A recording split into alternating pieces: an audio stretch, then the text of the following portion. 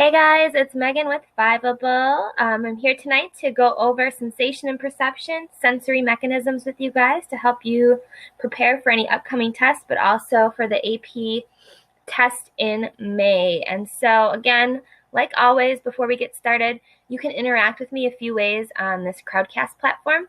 On the bottom right-hand side of your screen, you can ask me a question. You just click on that anytime, and you can file a question in there. It'll send me a notification while I'm talking, and I will answer it as soon as possible. You can also just talk in the chat, whichever one works best for you. There's not a ton of us here, so usually the chat works just as well. Previewing then what's coming up so you know. Next week, we're moving on to the development unit. We're going to talk about cognitive and social development. And then the week after that, we're going to talk about psychosocial, gender, and sexuality. I have question marks listed for Tuesday, November 13th. I'm not sure what we're going to do yet. I was going to maybe see if you guys had any input for that date. I was thinking maybe common misconceptions in psychology, things like ESP and hypnosis, and kind of talking through those sorts of things. Otherwise, I don't know. I'm open to some ideas. It's a date that just got added. And so basically, if you have any suggestions of things you'd want to go over Tuesday, November 13th, you can throw it in the chat, or you could send me an email. My email's on the Fiveable homepage, or you can hit me up in the Facebook group for psychology students, but open to suggestions. So anyways, getting on to tonight, we're talking about sensation and perception, just like last week. And the focus of this unit, again, is how we interact with the world based on how we process all of the stimuli that are constantly coming at us on a daily basis. This is 6 to 8% of the AP exam, so it's a bigger-ish unit. And the main focus of this unit last week was how we detect and perceive stimuli. And then this week are the mechanisms with how we do that detecting and how we do that perceiving. So like our eyes, our ears, our nose, those sorts of things. So we're going to kind of go through all 5 senses tonight. I don't have a bunch of review questions at the end because I think we have a lot of content to cover. But if you have any questions, again, throw them in there. I'm happy to answer them. And at the end, I'm happy to just chat if you guys have an upcoming test that you're worried about any content. So starting off, we're going to talk kind of back to last week. Remember, we talked about top-down processing and how that can alter our perception of events. And so there's these things called perceptual sets. And it's basically how our mental tendencies and assumptions affect what we perceive. So my brain can basically interfere with how I'm seeing the world, basically. I could see it differently than you. And this picture that's here is a really good example of a perceptual set. If you looked at the right-hand picture first, you probably see an old lady's face. If you look to the middle, you probably still see an old lady's face, and then maybe to the left, you still see it. But if you started out looking at the left-hand picture first, you probably see like the profile of a young woman, her chin, her eyelashes, a little bit of her nose. And then if you look at the middle picture, you probably still see that profile of that young woman. So depending on what picture you looked at first, if you focused on the left picture or the right picture, influences what you see in the middle picture, basically. So my assumptions about what's in that picture, old lady or young lady, influence how I see, how I perceive, how I interpret that middle picture. And so my expectation is influencing my perception. And what's interesting is when I show students this, a lot of times whichever one they see first, if they saw the old lady first or the young lady first, it's really hard to get past that reality. So if they saw the old lady first, it's really hard for kids to zoom in and see the young lady or vice versa. So maybe you're having a hard time with one of them right now. But basically what happens is once we form our perception and about reality and what we think reality is, it's really difficult for us to see the truth. Our brain doesn't want to change its mind and switch what it's seeing. So basically, in life, we have perceptual sets, mental tendencies. They're all different for all of us based on our assumptions and experiences, but that really impacts how we see the world and how we interact with the world. Another way that our perception can be altered or changed is through our motivation and through our emotion. So how we see the world and feel about the world really is often impacted not just by our expectations or the context of the situation, but also about how we're feeling inside. And so one thing that really is impactful is our emotions. If I was giving you a survey and asking you like to circle words that were like, what's the word I'm looking for? Homophones, words that sound the same, like morning and morning or pain and pain. If I was playing like sad music or like gloomy music and it was a gloomy day outside, you would be more likely to identify words like morning, mourning, or pain, pain, because that sad music, that negative vibe, predispose us to thinking about negative, sad behaviors. I also have on there spouses who feel loved, feel less stress and threat in marital events. That's another way that motivation and emotion impacts how we react in situations. If I feel like my husband doesn't really love me or care about me a lot, every little fight that we have feels like a big threat to our marriage because my emotion in that situation is predisposing me to think about it that way. And the opposite is also true. If I feel secure and loved in my relationship, then fights may not seem like as big of a deal because my emotion is leading me to think about the situation in a certain way. Motivation also plays a role in this, in how we perceive situations. If you are, let's say, going for a run, like a lot of people don't like running, but if you, after the run, are going to reward yourself with like a really good dinner or something that you've really been looking forward to, that desired object that we're going for might seem closer if you're like, oh gosh, I only have to run 5 more minutes, now 4 more minutes. And then that motivation energizes us and pushes us. It switches our perception. Or if you don't have a lot of motivation, your perception may be like, gosh, that's too hard. I can't do that. I can't try. And so your perception of the situation and what you can do to change it is altered. So basically, this whole gist of this is that our expectations, our motivation, our context, our emotion, all of those things factor into how we see a situation and how we experience a situation. And so two people could be in the same exact situation and perceive it in totally different ways because of their own expectations, motivation, and emotion. Okay, so now we're going to move on to specific sensory mechanisms. You do have to understand the visual light spectrum. You don't need to know a ton about it, but you do need to know that red kind of starts us off on the longer wavelengths. And then if you remember Roy G. Biv, red, orange, yellow, blue, G. Biv, red, orange, yellow, green, blue, indigo, violet, sorry. You have to remember kind of the order that they go in, and then the wavelengths associated with it. You don't need to know the numbers of the wavelengths, but you need to know that red starts us off with longer wavelengths. And then as we move towards violet, the wavelengths get shorter.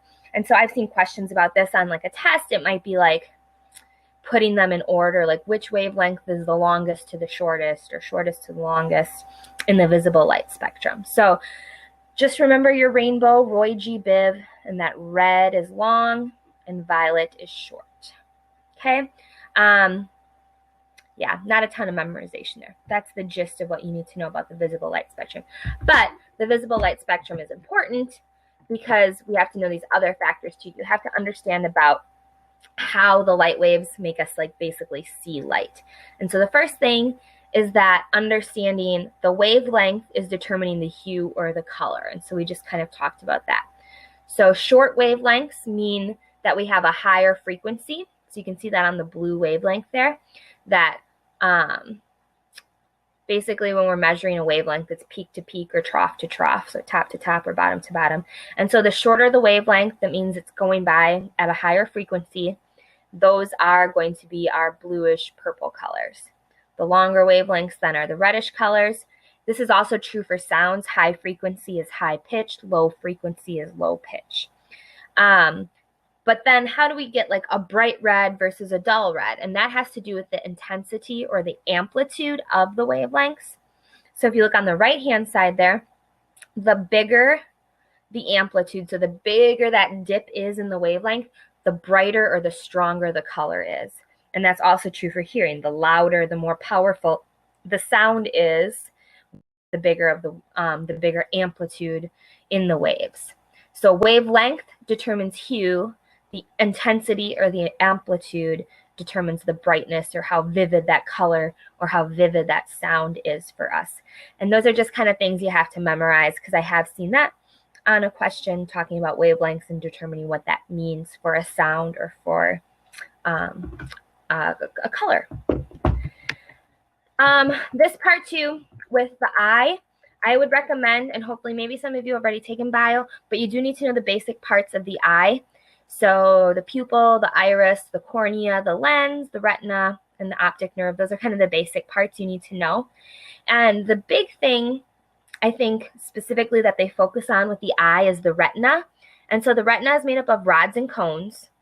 And you kind of need to know the function of both of those. So rods are things that are kind of in our periphery. They're kind of more to the sides of the back of our eyes. They're really sensitive in dim light. So that's kind of how we see at night, even if it's not very light out. Nocturnal animals have almost all rods. So basically all they see is, you know, kind of shades of gray. So our rods are what give us kind of night vision. They work in dim light, kind of grays, not anything bright or vivid, and they're located to the periphery. Our cones, on the other hand, these are both in the retina, rods and cones. Our cones are centered around the fovea, which is towards the center of the back of our eye. And basically, these are good for precision and for detail and for color. And they even have like a hotline to the brain, which like allows us to see really fine precision and really fine detail. And so we have a lot of cones, which allow us to have really good vision, especially obviously more in light, right? When it's light out compared to if it's not light out, we can't see as good. And so kind of understanding when rods may be more active and when cones may be more active is important. A trick for cones that I think helps you remember is cones start with CO and color starts with CO. So cones and color vision go together. And another, like some demos that I do that you could do that helps kind of illustrate this. You need a friend to do this, but to demonstrate that rods don't have color, basically, I'm trying to do this in the screen here. You can have someone hold up, you know, like the expo markers that are used on the whiteboards. Have a friend start with it like back here where you can't see it and slowly start bringing it around. And you focus straight ahead. Like do not look, don't use your periphery to like look to the side. You're going to look straight ahead. And as they start bringing the marker around, eventually you're going to like see it in your side vision, even though you're looking straight ahead. And then when you see it, try and identify the color of the marker. You won't be able to. It'll just look like a grayish black marker because we don't have color in our periphery. And so until you get it to like here, then you're like, oh, it's a purple marker. Oh, it's a red marker. But basically that kind of demonstrates that our rods, which are here on the outsides, aren't good with color. You have to get it to the field of vision where your cones are located to see the color images. As for the other parts of the eye, I'm trying to think, you know, it's just the basic order, understanding how light passes through the eye. I would say just kind of memorize the different parts and how light goes through it, because it's not going to be a ton of like in-depth questions. I have seen the question like, what is the correct order that light passes through the eye, and just kind of memorizing, you know, cornea, pupil, lens, etc. as it goes through. But they're not going to ask you any super complicated questions about the eye and how stuff travels through the eye. And then you have to understand, remember last time we talked about transduction? Transduction is when the energy impulse, so the light wave is the energy impulse, gets transferred into something that my brain can actually read. Transduction happens kind of through like the ganglion cells, which are part of linking to the optic nerve. And so that's what sends the message to my brain and tells my brain, oh, this is what these light waves are saying. So that's kind of the gist of like the parts of the eye and what you need to know for that. But you do also need to then know some of these other specific things that happen with our brain cells and how our brain then interprets that information that's getting sent to the brain. So after that message gets sent from my optic nerve into my brain, the nerve cells actually respond to different things. So we actually have really specific cells in our brain that respond to certain shapes, certain angles, certain movements. And basically, depending how those shapes, angles, and movements are interpreted is depending which parts of our brain are firing and interpreting that information. And basically, the feature detector cells in our visual cortex pass that info on to other brain parts. And so if I'm putting you in an fMRI machine, remember an fMRI is like a functional MRI. It shows me the action and structure. And so I can actually tell what you're looking at by what parts of your brain are actually like firing and lighting up. That's how specific parts of our brain are at identifying certain things. And so if you remember last time, I think it was last time, maybe 2 times ago, we talked about face blindness, and that's called prosopagnosia. That's the fancy word for it. But that part of our brain that recognizes faces is located in the right temporal lobe. So it's kind of right behind my right ear in here. And that is one area of feature detection cells for faces. And people with face blindness are missing or have damaged feature detectors there. And so they actually can't identify faces. So we're just kind of linking this back to some of our bio unit and understanding more some of those things that we've talked about previously. And so this picture here of this kind of like blurry looking face is actually this guy who has face blindness. And this is how he kind of shows what he's experiencing when he's going through face blindness, is like, this is how faces kind of look to him. He sees them. Remember, there's nothing wrong with his eyeballs. There's nothing wrong with his optic nerve. He's seeing all of the parts of the face, but those cells that put it all together into a picture of a face don't work. And so his perception is off. Another aspect of vision that goes into this is parallel processing. Basically, we know that our brains can do more than one thing at a time. If our brain could only do one thing at a time, we'd barely be alive because our heart would be forgetting to beat and we'd be forgetting to breathe. But our brain can divide up a scene into all of its dimensions, the motion, the color, the form, the depth, the movement, all of that, it puts it together all at once. And that's called parallel processing. So our brain is taking all these things parallel, right, that are happening at one time and putting it together and understanding what that picture is. And so that's kind of the final stage of our visual process, is putting all of those pieces together. And so if you really want a simplified version, this is basically how visual processing works. First, there's a scene. So we see the tiger there. That's the visual input. Our retina processes that information with our rods and cones. And so there's some bipolar cells, ganglion cells. I would say you should probably know, I guess, bipolar cells and ganglion cells. It's kind of what's leading us through the optic nerve. But rods and cones, I think, are maybe a little more important if we're going to focus on that. So all of those things are happening in the eye. The retinal processing is happening here, the back of my eye. And then as that message gets sent through those cells, the ganglion cells, to our brain, the feature detector cells kick in, and it responds to the specific message, the form, the edges, the lines, the angles. Then our parallel processing takes over, and so we combine all of that, the motion, the form, the depth, the color, and then my brain says, oh, that's a tiger. I'm looking at a tiger. And obviously this is like basically an instantaneous process, because I look at something and I don't have to sit there for 20 seconds and think about it. I know what it is. But it's just like a breakdown of how visual processing actually works in our heads. So this might be useful for you to just kind of understand the different visual steps that happen before my brain says, aha, I know what that is.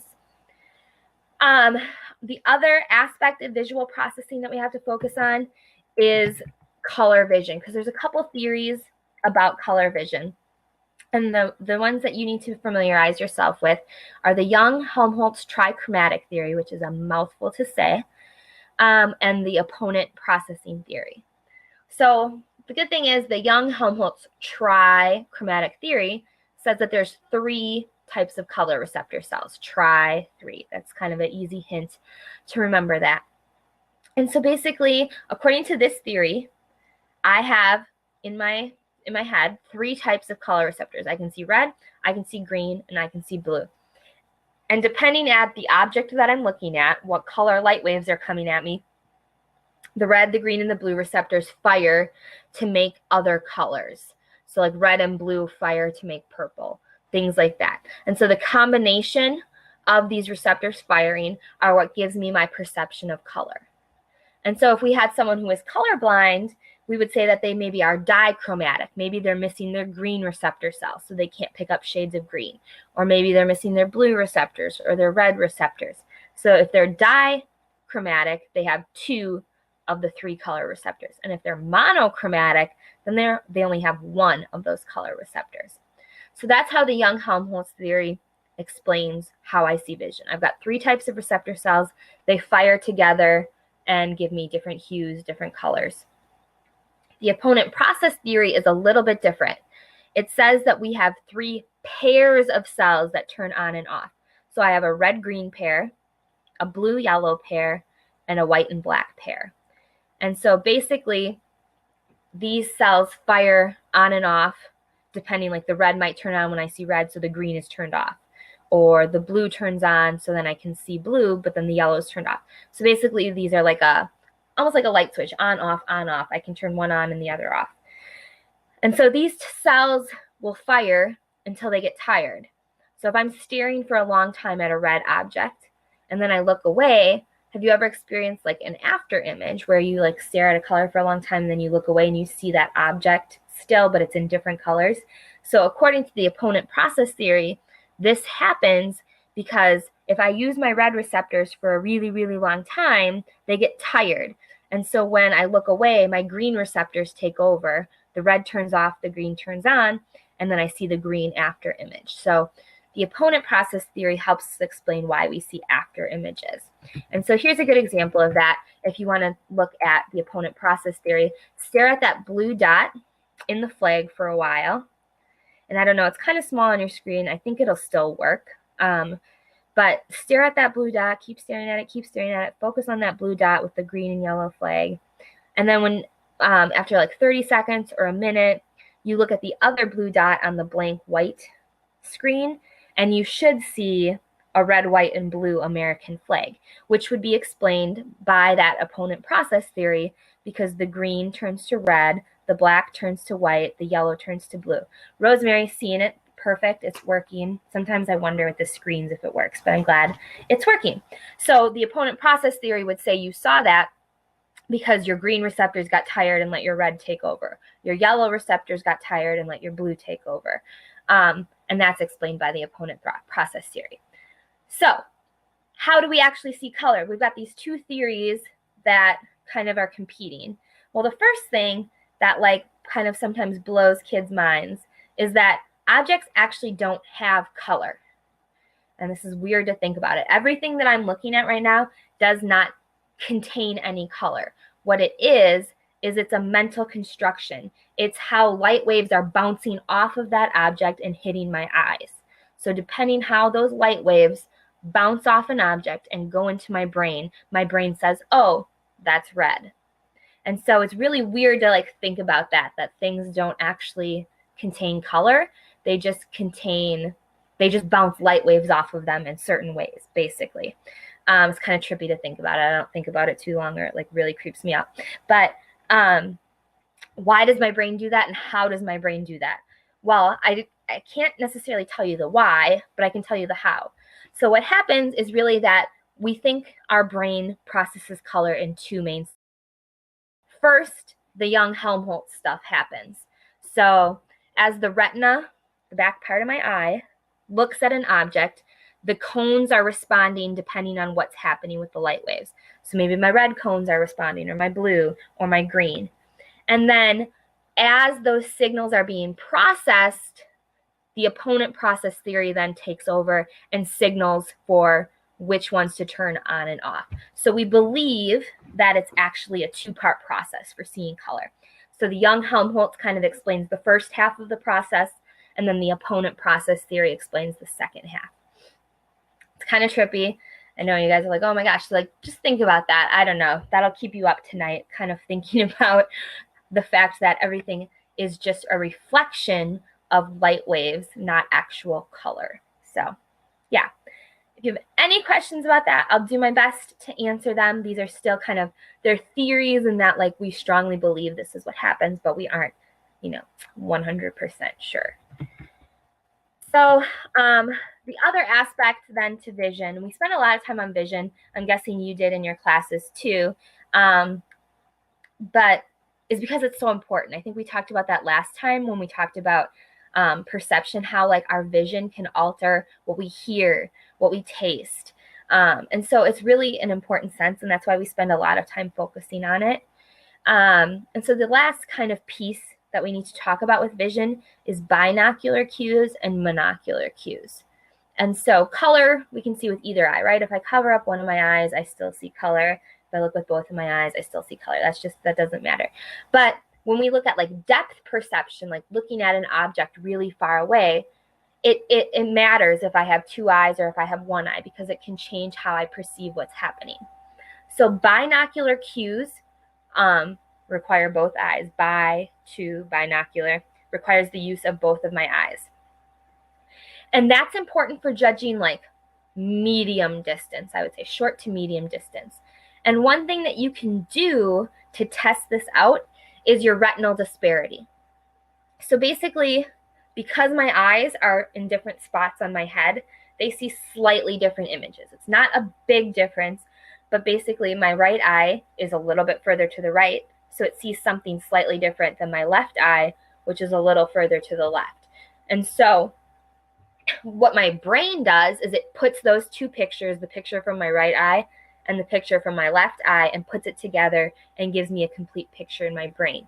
But if you've ever, like put your thumb out and like covered someone's head up in the distance, like I'm covering my head right now on the screen, and then if you switch eyes, you have to typically be a little bit further away, like maybe something across the room. You can't do something right in front of you because it doesn't work.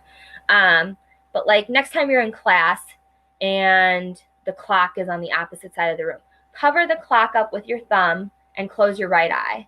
And then don't move your thumb, and then switch eyes. It looks like your thumb is jumping back and forth, right? With one eye, you can see the clock. With the other eye, it's still covered with your thumb. That's a demonstration of retinal disparity, because your right eye was seeing something a little bit different than your left eye. Our brain just normally puts it together into a complete image. And so basically, as the images get further, the retinal disparity changes. And so that's just how you can tell like both eyes can give us that depth cue. Monocular cues, on the other hand, are important for judging like further distances. If I'm like driving my car and like looking down the road, like far away distances. And monocular cues, mono, one, are cues that are available to like either of my eyes by themselves. I could wear an eye patch. I don't lose all of my depth perception just because I only have one eye. I just lose like some of my retinal disparity and some of that. So monocular cues include things like motion, relative height. And that's what like relative height is, for example, when you're walking down the hallway towards something, like towards a person. Let's say your friend is walking down the hallway towards you.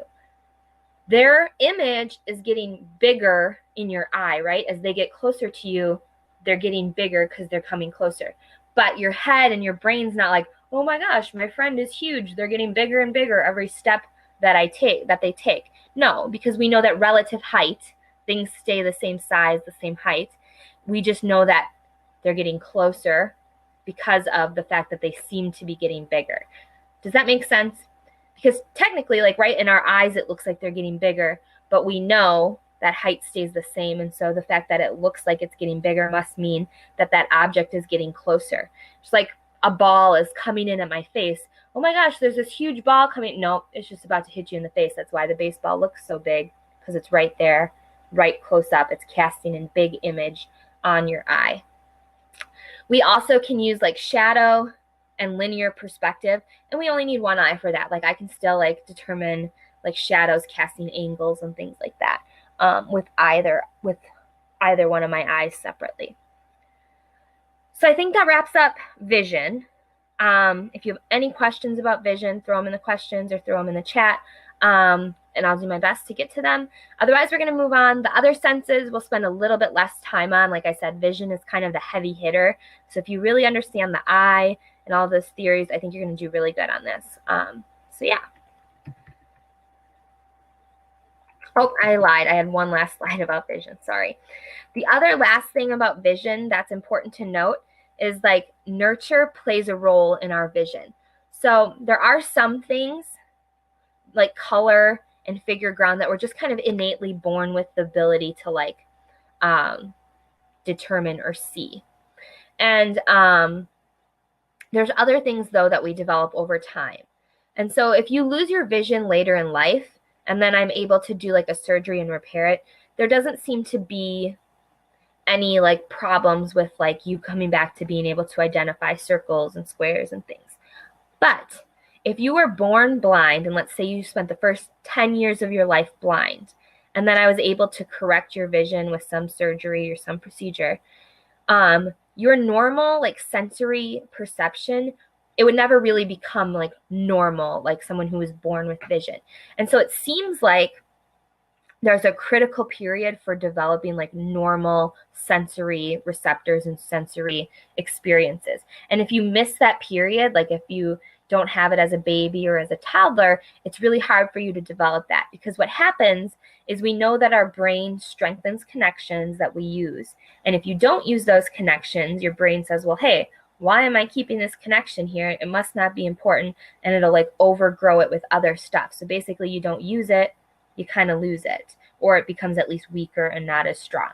And so with certain sensory experiences like vision or hearing, if you're not born with those sensory experiences, it's really hard for you to develop like full normal usage of them later on.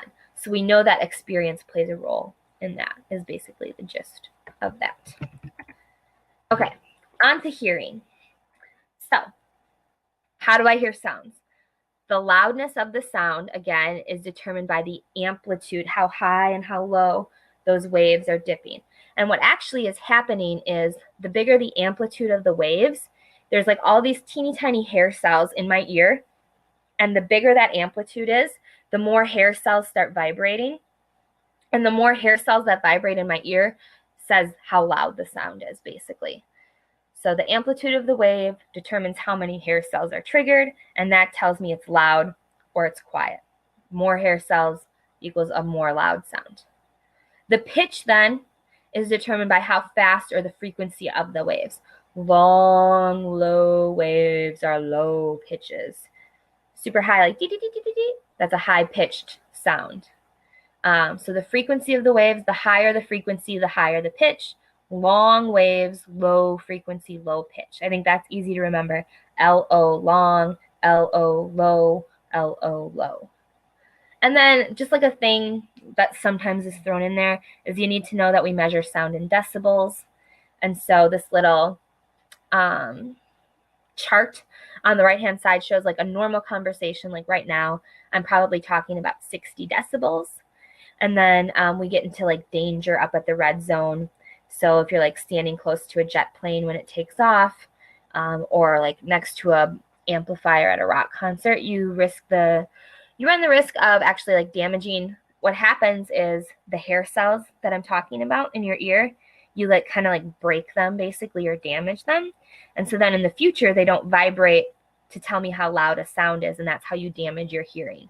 Same thing when you put like earbuds in and then you turn your music up all the way. What's happening is you're actually damaging those hair cells in your ear, and then you're losing like your ability to have more sensitive hearing because you have less cells available to tell you like how loud or how soft a sound is. As for parts of the ear, same kind of thing as with vision. You kind of have to know how the sound waves travel through the ear.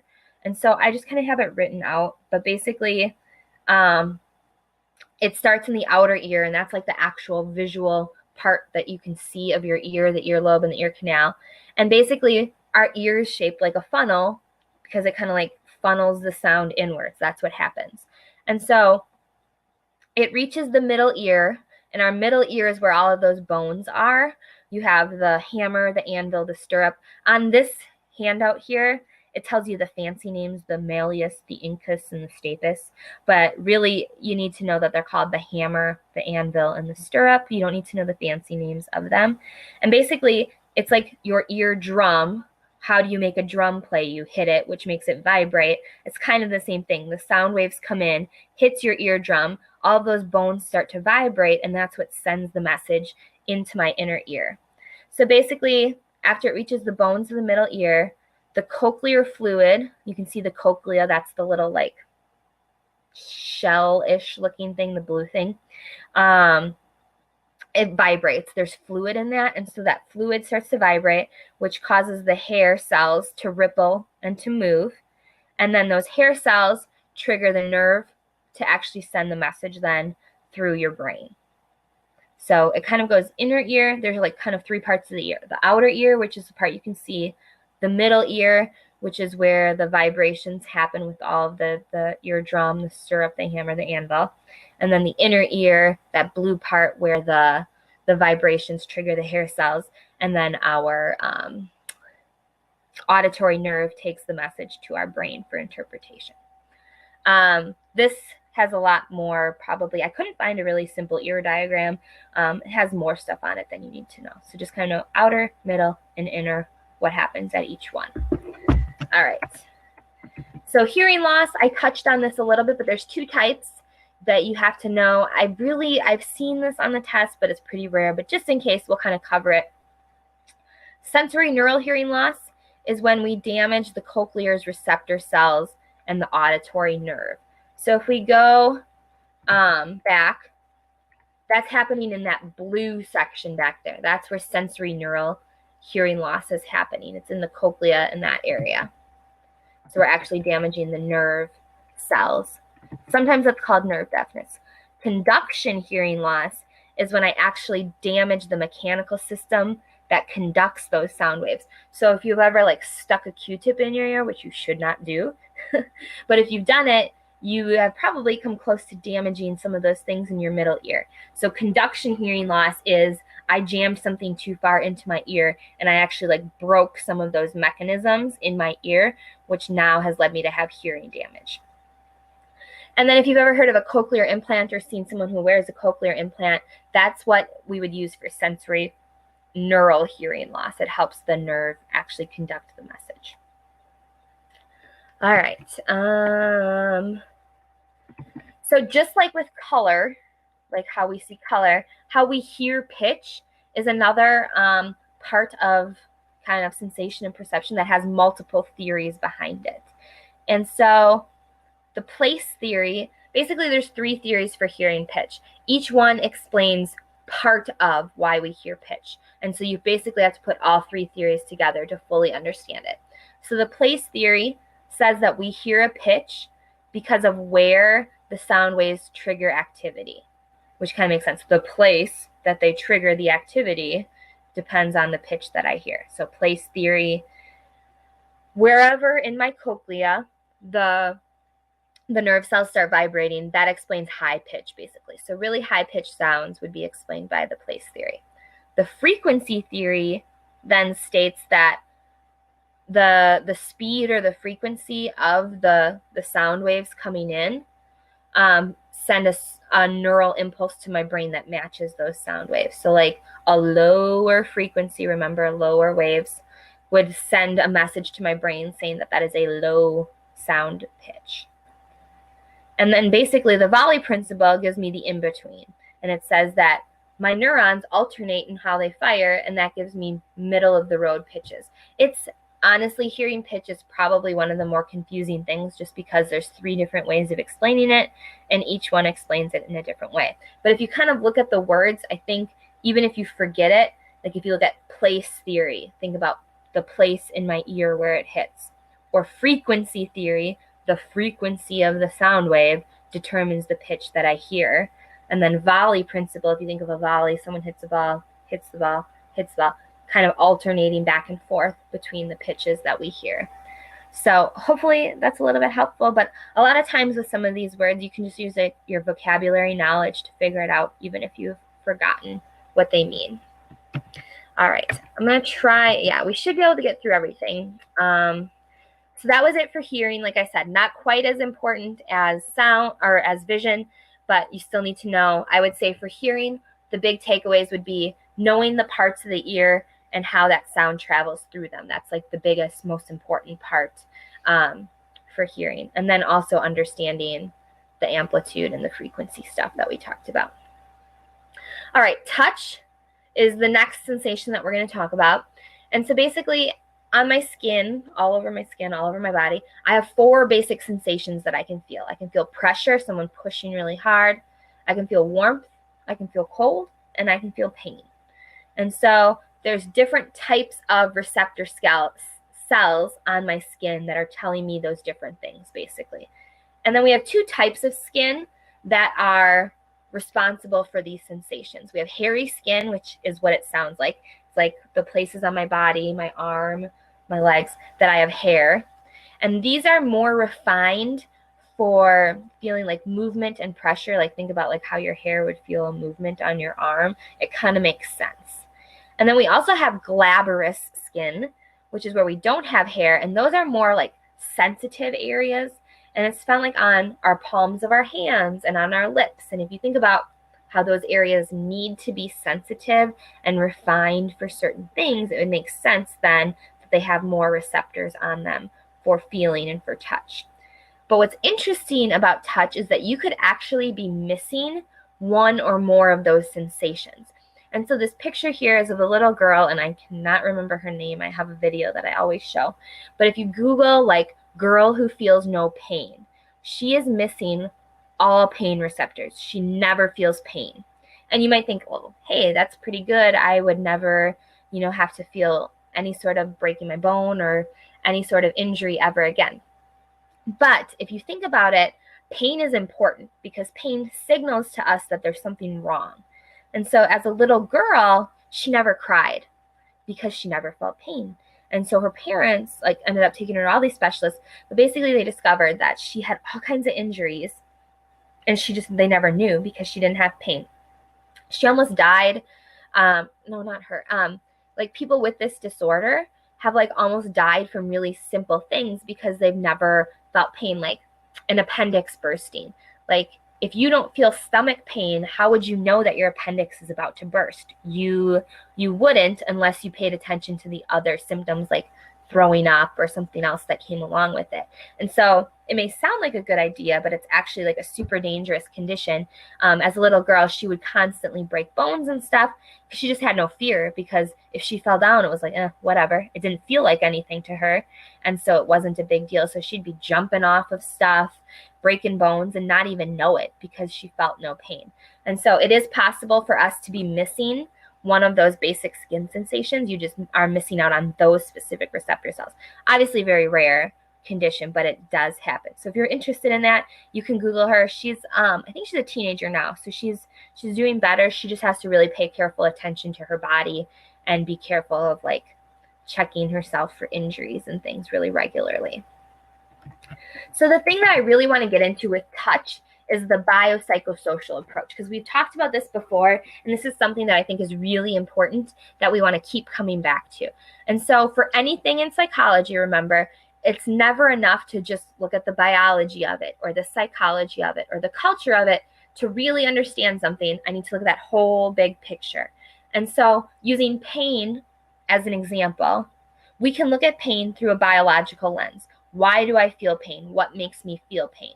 Well, biologically speaking, there's a few things.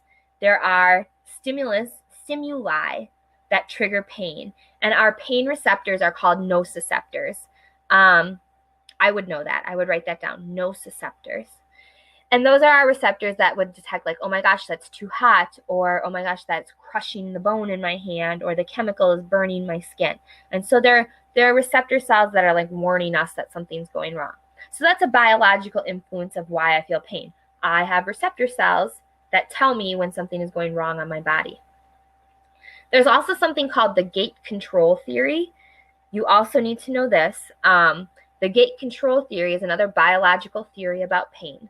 And basically it says that we have small fibers in our spinal cord, and those send the message of pain to my brain. So when I hurt something on my body, I pinched my pinky in the door. Those small fibers run up my spinal cord and they say to my brain, ow, ow, ow, ow, and then I pull my hand back and I feel the pain. The large fibers in my spinal cord are sending all of my other sensory information to my brain, just normal sensory info. So what happens is when I'm injured, I pinch my pinky in the door, that small fiber opens a gate, think of it like a gate, literally like a gate, and that pain comes through. And so the gate is open, and so it's pain, pain, owie, owie, and it's going through the gate. But if I can activate the large fiber network again, all of my other kind of sensory info, I can kind of close that gate and basically like stop the pain message. If the pain message can't get through to my brain, I won't feel pain. And so things like acupuncture or massage, those things that are used for like therapeutic methods to help ease pain, it's believed that it operates on this gate control theory, that basically the gate is open, but by using things like massage and acupuncture, I'm actually shutting the gate and allowing like normal sensory function to go back through to my brain. And then the other like biological factors for experiencing pain. Some people have higher levels of endorphins in their body. Endorphins make you feel good. And if you have more feel good in your body, you feel less pain. That's why one person experiences pain in a totally different way than another person, because their biology is different. Another thing that's interesting is that your brain can actually create pain that's not even there. If you've ever known someone who's had a body part amputated, it's called like phantom limb pain. So my grandfather, when he was actually when he was in his early 90s, he had his left leg amputated due to diabetes. And so when he came home from the hospital after his leg had healed, like the leg part of his, like his thigh was still there, but his lower leg was gone. He would sit in his chair and he would just moan in pain. And he would say, my leg hurts, my leg hurts. And it was like, you don't have a leg anymore. Like his leg was hurting him because his brain was telling him that it hurt. And so that's a biological factor of why we feel pain. Your brain can make up sensations and feelings that aren't even there. He didn't have a leg anymore, but he still felt pain in that leg because his brain was telling him that he did. So that's another biological factor, a bio reason why we might feel pain. Psychologically speaking, we can feel pain for a variety of reasons. Our memories can influence our experience of pain. If I think about something that was painful, you can actually kind of like, if you've ever had like a really bad injury, like you've broken a bone or been in like a bad accident, and you think about that, it actually can like trigger painful feelings because the thought process in your brain is causing that to happen. Or your expectation of pain. Like this little girl right here is getting this shot. The needle's not even touching her arm yet, but look at, she's flinching and it hurts because she's expecting that pain. So your top-down processing, if we think back to last time, our expectations, our perceptions of feeling pain can make it worse. So if you're sitting there thinking, oh my gosh, this is gonna hurt so bad, owie, owie, owie, you're going to feel pain and it's going to hurt worse because you're like psyching yourself up for it. It's like the psychological factors behind it. And then in the same way, you can also talk yourself down from pain. And that gets into like, I don't know if you guys practice mindfulness. I do a lot with my students with just like thinking calming thoughts and like controlling your breathing.